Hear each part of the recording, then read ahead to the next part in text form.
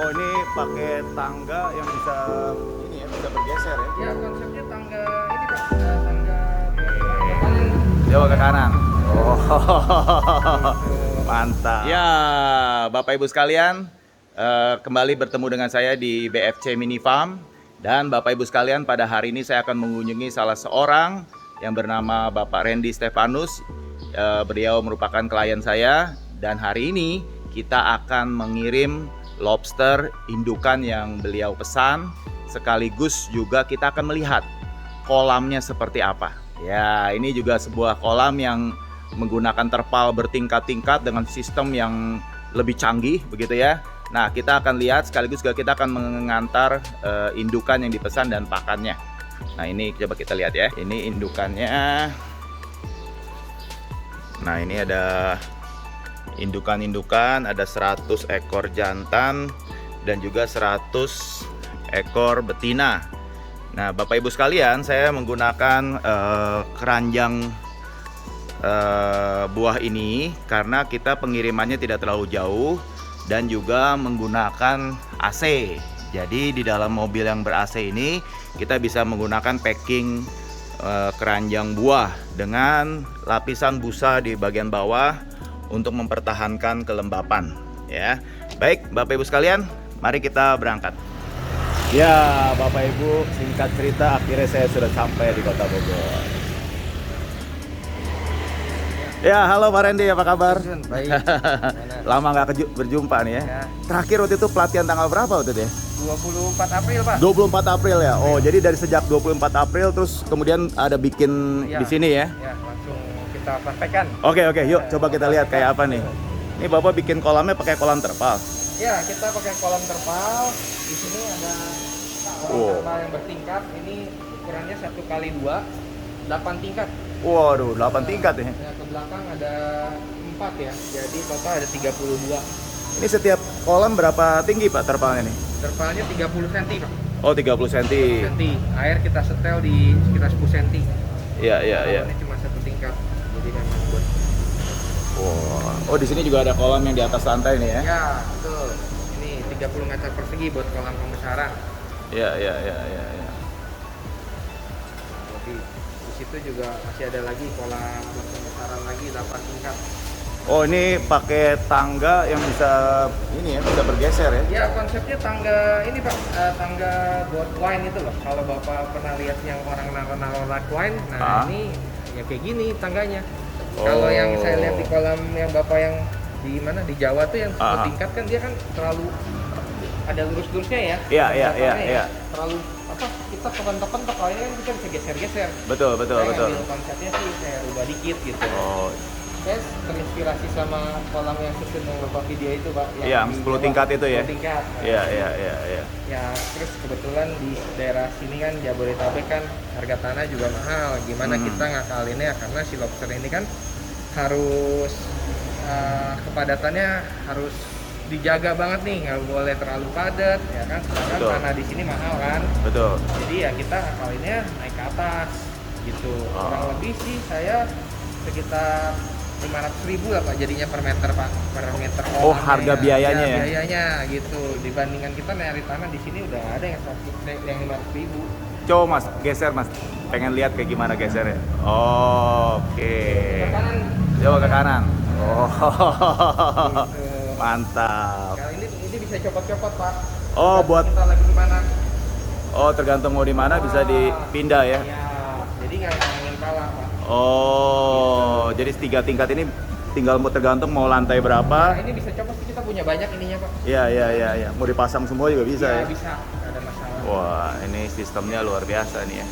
Ini kita nanti lagi beli itunya Pak biar otomatis Pak, tapi ini juga udah enteng sih.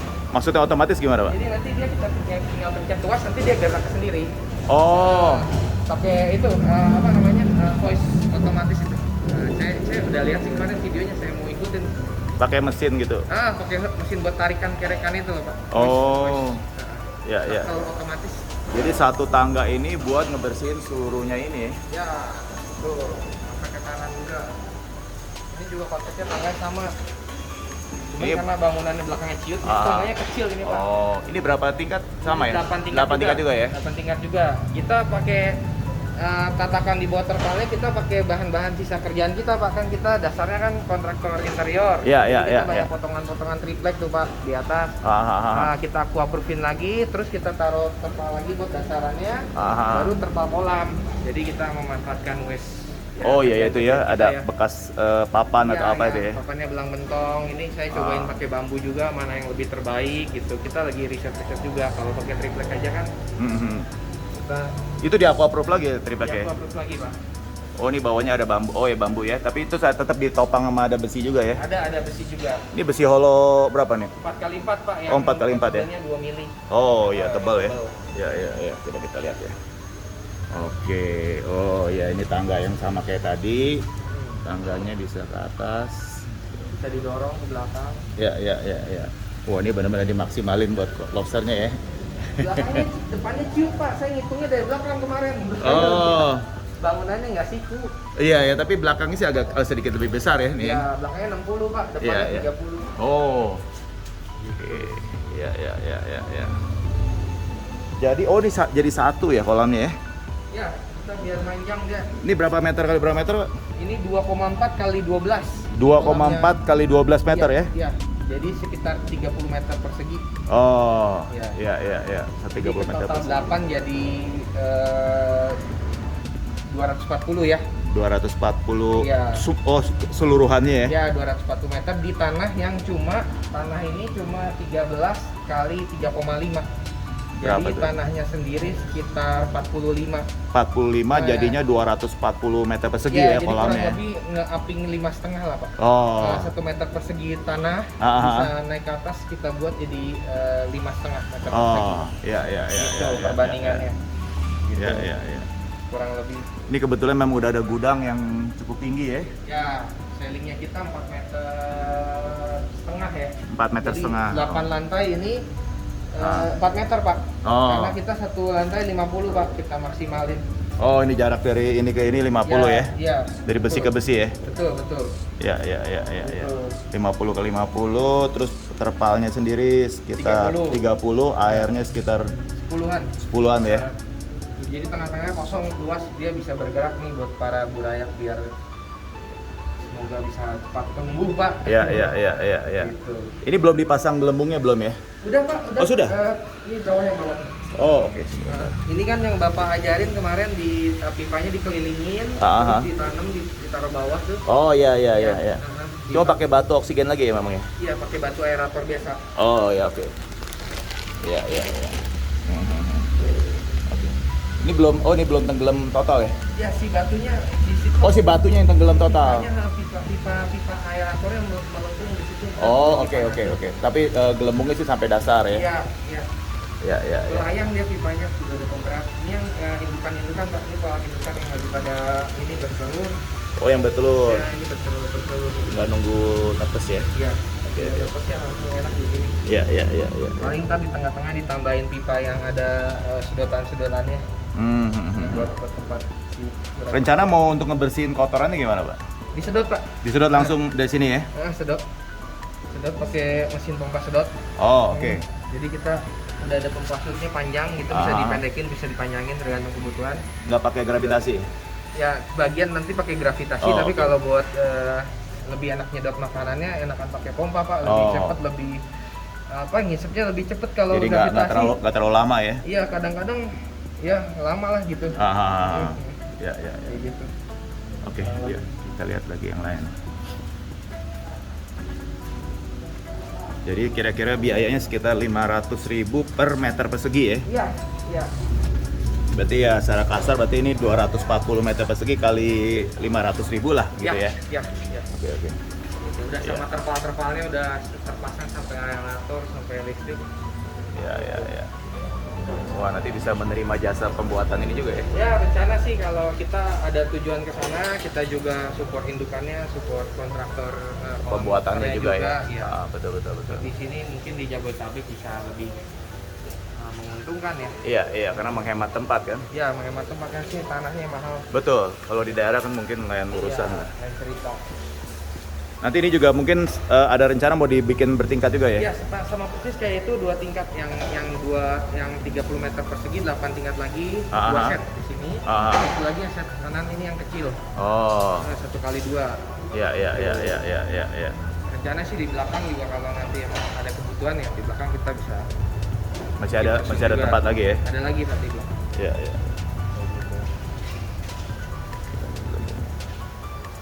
Sistemnya kita aerator.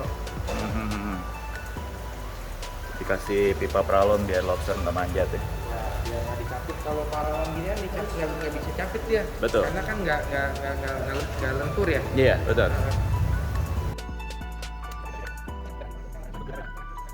Ini loh Pak yang kemarin saya bilang buat Bapak nih. Oh, itu tempat ngumpetnya. Ini menghemat Pak. Oh ya, ini pakai apa? Ducting kabel. Ini Oh. kan 55, tapi musinya enakan yang 66 Pak. Terus diikat pakai. Iya, ini itu ya. jadi menghemat nih. Jadi kan tadinya kan seorang satu gini. Sekarang saya ini kan bisa dicepot nih. Betul. Jadi saya susunnya huruf N, terus begini, huruf N lagi. Jadi kayak gini. Jadi menghemat. Ini kan kita cuma pakai kotak aslinya cuma pakai 2. Ini padahal jadinya 5 nih Pak. Iya, benar. Gitu. Jadi copotannya bisa dipasang lagi. Ya, ini kan bohongan berarti. Ini kan hurufnya cuma huruf strip ya. Betul, Kalau ini betul. huruf N strip gitu. Betul. Nanti rencana mau ditumpuk juga atau enggak? Ya, ditumpuk. Bisa tingkat nanti ya? Bisa di tingkat kita ada yang lagi yang itu sudah bisa. Jadi ini kotoran lebih dikit sih Pak, kemarin sih saya udah coba lebih enak ya. Kalau pipa kan ada strip-strip di sini ya. Iya. Tapi di sini kelemahannya si lobster nggak bisa rame-rame. Kalau paralon kan kita tarik bisa satu masuk ini bisa masuk 3. Oh ya, kalau paralonnya besar, tapi Iya. kalau paralonnya kecil juga efeknya sama aja sebenarnya ini sih. kita 2,5-in ya. Iya. Kilo kotaknya dia tuh. Ini berarti yang diameter berapa ini? Ini 5. 5 cm kali 5 ya? Iya, 5 kali 5. Oke. Kan gara-gara dia di bawahnya ditarik jadi dia agak menciut. Oh iya. Kan dia kan kotak ini kan. Aha. Makanya enaknya yang 6 kali 6. Oh biar agak kecil dikit masih besar ya? Ya, pas lagi dia ciut gini masih 6 cm. Ada yang udah dipakai di sini? Di sini ada. Ada ya? Oh ini contohnya ya.